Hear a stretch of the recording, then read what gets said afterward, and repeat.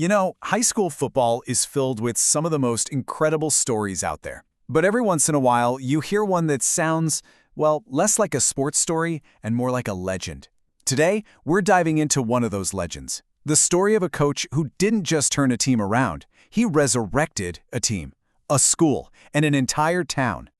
So let's just start with one number, 31. And yeah, it's a brutal one. At the time, that was the longest high school football losing streak in the entire state of South Carolina. 31 straight losses. That's nearly 3 full seasons without a single victory. I mean, can you even imagine? That's the kind of job most coaches would sprint away from. A program that seemed completely, utterly broken.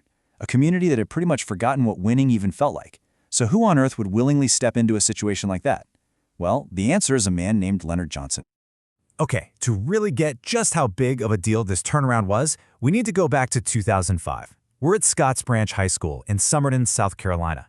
And let me tell you, the head coaching position there, it wasn't just a tough gig. Everybody thought it was an impossible job. And look, this wasn't just a team having a bad couple of years. This was systemic. Scotts Branch was a small, rural school. Not a lot of money, not a lot of resources. The culture of losing was so deep that the freshmen walking through the doors had never in their entire middle school lives seen their high school win a football game. Think about that. But you know, the real damage? It wasn't even on the scoreboard. It was a crisis of spirit. The constant losing had just ground the whole town down. Hope, it seemed, was just gone.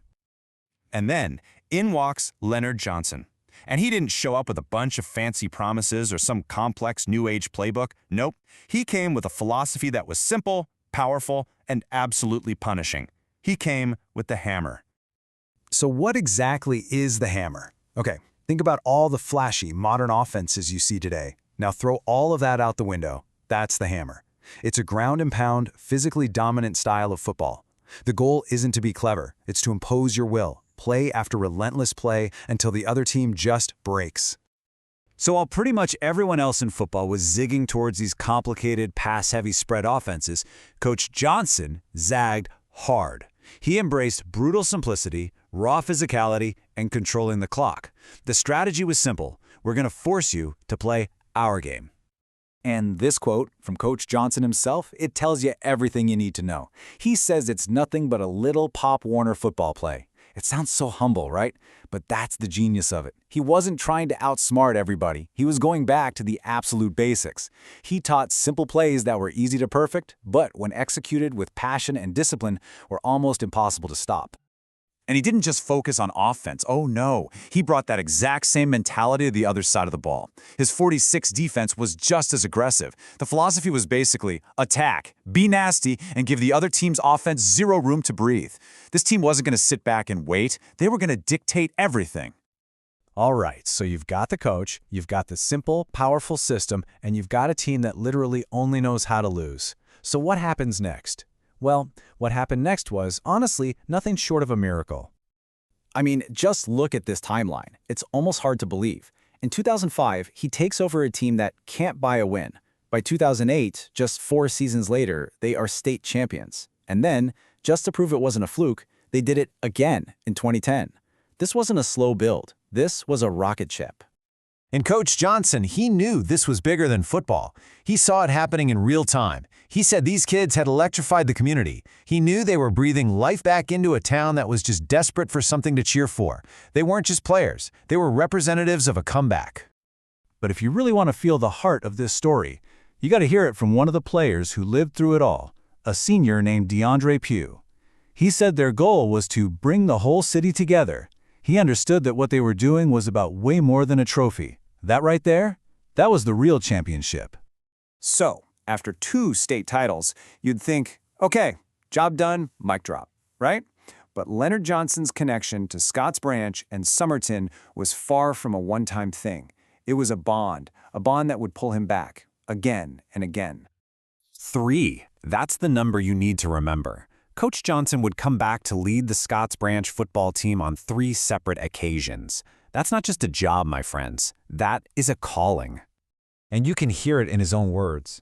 For Coach Johnson, this wasn't just another stop on the coaching carousel. Scotts Branch was home. It was a place he felt this deep responsibility to, a place where he could give back to a community that clearly meant the world to him. But the story doesn't end in Summerton, not even close. Coach Johnson took everything he'd learned, that system he perfected, and he decided he needed to share it with a much, much wider audience. He started spreading the gospel, so to speak. Which, brings up a really interesting question. When you've pulled off something like this, something that feels like a miracle, how do you even begin to share that? For Coach Johnson, the answer is pretty clear. You don't keep it to yourself. You build a platform and you teach.